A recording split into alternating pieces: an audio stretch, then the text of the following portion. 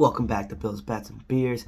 I'm your host, Chad, and this is a channel where I mostly talk about Bills football, NFL in general, go through my bets, my parlays, do it for my Monday, Thursday, and Sunday night football games, and this week, Saturday night football triple header.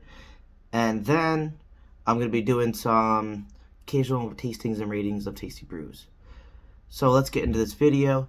As you can tell by the title, it's Bills vs. Dolphins preview and prediction video. I'm starting off with the injury report. There's not much to it at the moment. Fullback Reggie Gilliam for the Bills. He's going to be at limited practice today with his ankle. It'd be nice to see him back because he definitely helped out our run game a lot.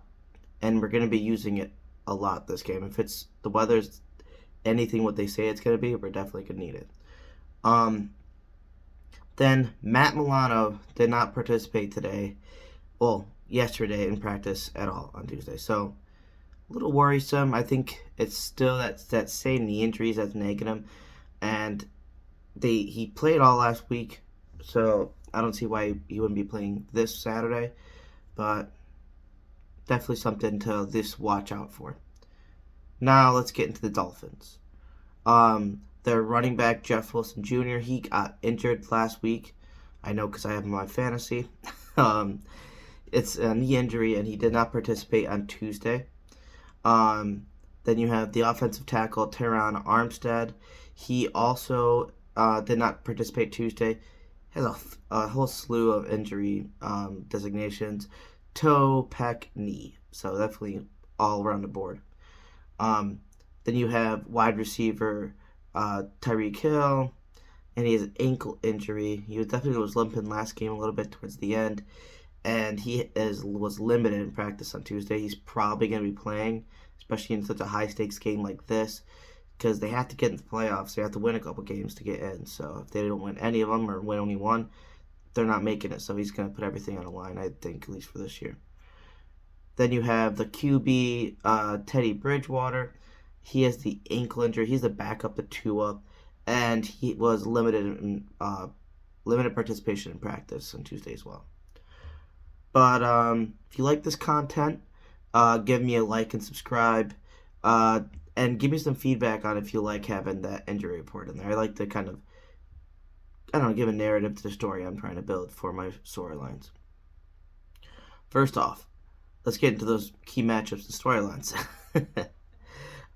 You got Dolphins players in general, because it's not just the offense, the defense has to deal with it too, versus this Buffalo cold front and possible snowstorm.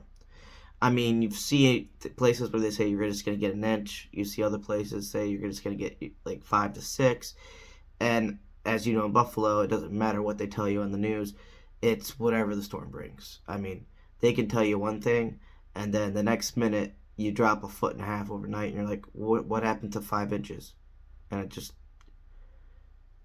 you never can tell. So if there's a big snowstorm, it's definitely going to be affecting them a lot. And even just with this cold front coming through, it's going to be really chilly for them, like in the 20s. So it's something to watch out for. So like, will these players who live and practice in this warm up, they've been over in California the past couple weeks. Now they're coming back to Miami, going to be into the heat down there. Then they're going to come right back up to Buffalo in the freezing cold. So, and a short turnaround too for them. So, I mean, something to watch out for. I think, like, if it turns into a snowstorm, Tua's going to be in trouble. And also this defense. They're not going to be able to, I think they're not going to be wanting to take these cold hits in the cold. I mean, no player likes to, but the Bills practicing and stuff. You don't think they're going to have one practice or a couple? They've been having a couple practices outside for a little bit. Yes, it's cold. Yes, people can get sick, but at least a couple practices where they're thudding pads out there in this 20 degree weather right now. Definitely need to help build. I mean, they've been doing it all. They do it a lot, and they have a good training facility. But they're doing something outside at least once or twice. Then you have the Bills O-line versus the stout Miami front seven on the defense. Just something to look for because they've been Not bad as of late, but the past two games, they have faced pretty good defenses up front where they're getting a lot of good sack numbers. So you can't blame it on that. But it's part of the reason. But it's like this offense has to start. Offensive line has to start stepping up just a tiny bit and giving out a little bit more space back there. He got sacked 3 times last week. That was a big part of that game. I mean, yes, it was weather, so you're gonna get more sacks in the weather, I believe, because you're not gonna be able to get the ball off as quick. You're not gonna be able to see those passes downfield as fast with all that stuff coming down in your face. So I understand, but we just have to get a little bit better so we can get that run game going solid. Because I think this is gonna be a big run game for us. I think our passing is gonna be prevalent as well, but it's gonna be more run game. Then you got next one up. I have Leslie Frazier versus Mike McDaniels. So basically, the Bills DC versus the Miami OC. I I watched TD Phins talk, and it's very interesting. Yeah, I know. I'm a Bills fan, and I watch TD Phins talk every once in a while. I just see him come up on the field, and because I watch AFC East Roundtable, he's definitely a character, but he's pretty. When it comes down to actual game day stuff, and when after a bad game, he really tells you how he feels about the Dolphins. So he was talking about how Tua can't handle man-to-man defense. Bills are a deeply known not man-to-man defense. They do a lot of zone. They make up for not having top 3 top corners. I mean, we have Tron Johnson. He's a really good he's a good corner. But then you have Dane Jackson, who's been getting burnt, and then now Trey White, he's back to full, but he's not probably back to 100% his full ability. I mean, he still get only a couple games back in from not playing for a year. So man to man, if the weather's bad enough, man to man would probably work out better. So there wouldn't be any gaps in these zones and stuff like that. In a cold weather game like this, you'd rather have it man to man because then you're up blocking on them, and if they're doing a run, you can shed that block and go towards the run instead of being back in coverage, because Tua's probably not be throwing too much in this anyways. So I'm hoping we can do a man-to-man, but it's going to be very interesting. I think it's just a tough decision by Leslie Frazier at this point. I mean, he's going to know what to do. He's going to watch the film tape. He's going to know that they struggles against it, but he's going to know that their strength is zone defense. That's what that's what we're really strong on.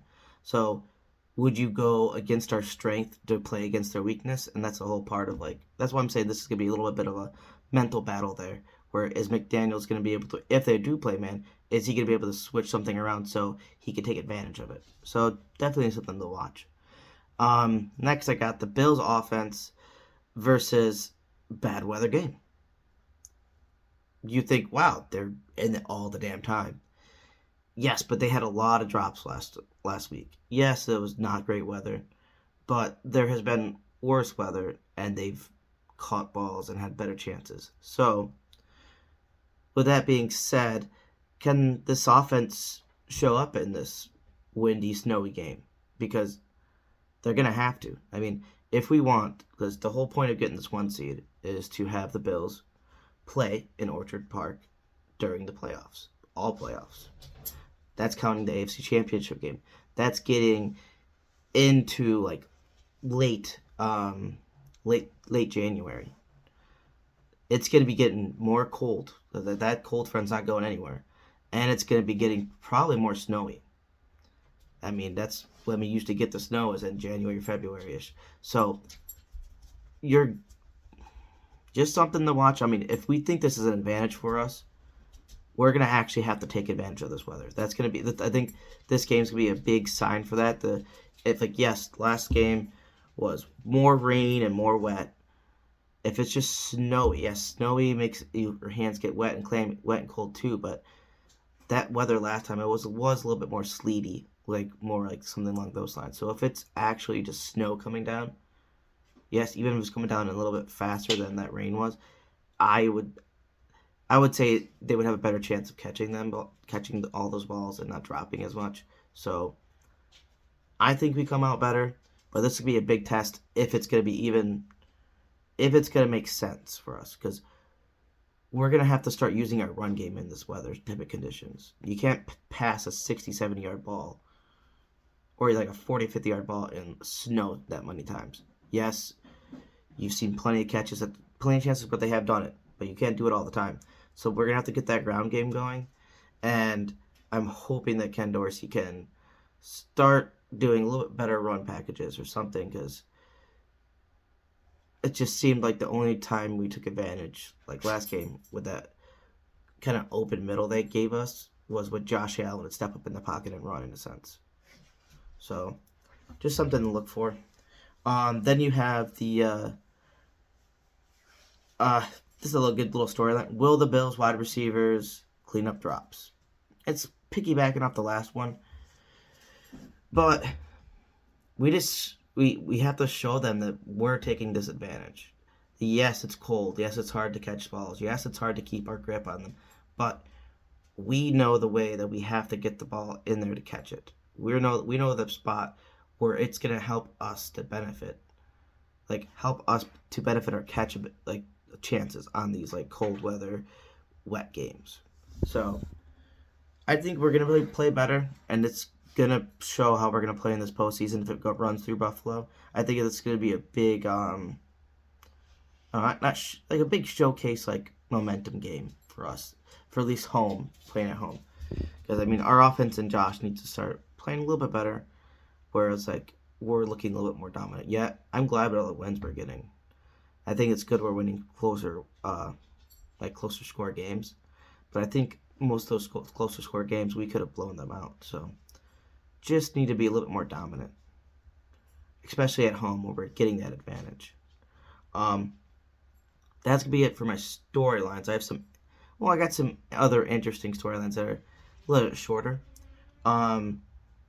The Bills, they signed Cole Beasley again to the practice squad. So when do we actually see him be useful? I've been talking to my friends like all day about this. My brother and everything. Like, oh, I thank God Cole Beasley's back. I love him. Yeah, I love Cole Beasley too. He was our third down guru. He was the one that was like, he was like Cody Hogan. He was like the 7-Eleven. He was always open. Yes, I know that nickname's for anyone else, but Cole Beasley was always there on third downs. No matter what, usually he was the one getting the ball and stretching it out for that third down. So, something to look out. I think he's not going to be really prevalent in the next, I would say, definitely Dolphins game. He's not going to show up. I know he knows the playbook and he knows it very well, but I'm not sure what type of like shape he's in at the moment. I'm sure he's not out of shape, but he's not, like, football shape's a lot different. But it'd be good to have some fresh legs over there on the wide receiver core eventually. But then I don't see him being really showing up in that Christmas game too much. Might see him a little bit in that Bengals game, I think. I think we'll actually see him do actual like positive snaps. I say positive, I mean like actually like plays meant for him to be used on in probably by week 17. Just to get him a little bit ramped up for when postseason does show up. You don't want to show all the packages that we have him in, but just to get him used to like running all those routes, catching a couple balls in traffic and things like that. So definitely something interesting to look, like I said, something to look forward to. A positive thing. Next up, will John Brown see a bigger role against the Dolphins? Yes, I know he was known as like, the deep threat when we first got him. But then, before Diggs came around, he was the guy who was doing all types of patterns, all types of routes for us.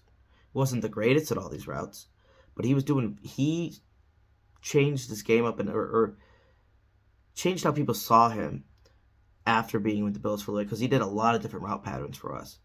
A lot of I don't know, a lot of corner routes, obviously doing a lot of posts and deep routes, but just doing like some ins, some outs, things like that, where it's like he's quick, where he can get out there and you think he's going to try to burn you, and then he can cut back in, do like a little hitch, and people are, and if the weather's bad enough, they're going to be slipping, and that's going to be something we're going to need, like quick slants, hitches, and things like that, and kind of weather games like this.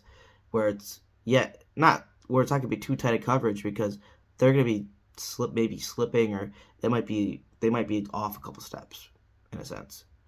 They won't have their full footing. I mean, granted, that's gonna be both in the wide receiver side, but usually a wide receiver, they're gonna take advantage of that because they know what they're running. The defense doesn't know what he's gonna run. They're just guessing. So I think he's gonna eventually start getting used. And like I said, maybe in the Bears game he gets a little bit more stuff, but it's hard when you have Diggs and Davis back there, and you're gonna have to basically throw him in a slot or something for him to get a little bit more usage. Then, who will the CB2 be to start this Miami game? I mean, it was Dane Jackson last week, which honestly did not look great for him.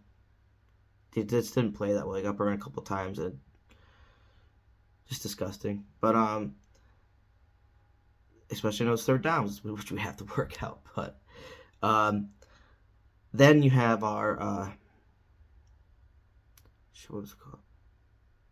Oh yeah, damn it, the one we picked up that was used to be Vikings. I can't even think right now. But we have a couple other CB2s. Like I would like to see Elam in there personally, but who knows? I think Elam should at least get a couple series to him this game because he's a little bit more physical and he's going to be able to get up in Tyreek a little bit more and kind of try to stuff him a little bit. Don't get too handsy, but just get right up in his face because that's how Dane Jackson's real niche. He really is good in the zone. So it'd just be very interesting. Just something to watch. Just see who they're going to go to this time. Then does Cook or Singletary get the hot hand in Buffalo this Saturday?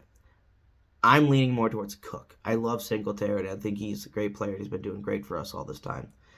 But I think Cook just has a little bit extra speed and boost, which as long as he can keep his feet, which that's been a little bit thing with Cook, he's been actually slipping a little bit on some things without even cold weather, just having trouble getting his footing well. But on a couple of those plays, if he got those footing, he'd be gone. So maybe it's nerves, whatever. But if he can get his footing well, where he's not slipping in the snow and get off fast, he's going to be the better back. But if he can't get his footing that great and he's slipping every once in a while, Singletary's going to get more yards, and he's going to be the hot hand, I think. I think they're going to try to mix it between the two, but whoever's running best in the snow or best in that weather game, they're going to stick with him. So I think it's going to lean towards Cook, just because who knows, just to kind of see if he's ready to take over the role, in a sense. And like I said, I think his speed will help in a game like this. Got some hot takes and some upcoming videos, and I'm out. Hot takes. I think the Bills are going to rush for 200 plus yards in this game. I think this is a game where you have the potential to do that. They're not going to be as many throwing yards, maybe towards 200, 225, depending. But I think it's going to be a solid ground game where Singletary and Cook, they both are going to be getting the most rushing yards. Josh Allen isn't going to be leading this rushing team this time. The actual running backs are going to be doing it. Yes, Josh Allen will probably get his 40 so yards, but these running backs are going to be more towards 60, 70. That's just how I see it going. That's what I would like to see. And even towards 80. I think Singletary or Cook is going to get around 80. One of the top runners is going to get that. Like I said, I'm leaning more towards Cook, but Singletary could easily get it too. Then this Bills D. Does it? Well, I think it's going to hold the Dolphins to under 210 total yards on offense. I think this defense has been playing ridiculously good as of late. Yes, they've been doing bad on third and longs. That's been a thing the past 4 games. But at least with pressure up in from the front 7, they've been killing it. They destroyed Mike White.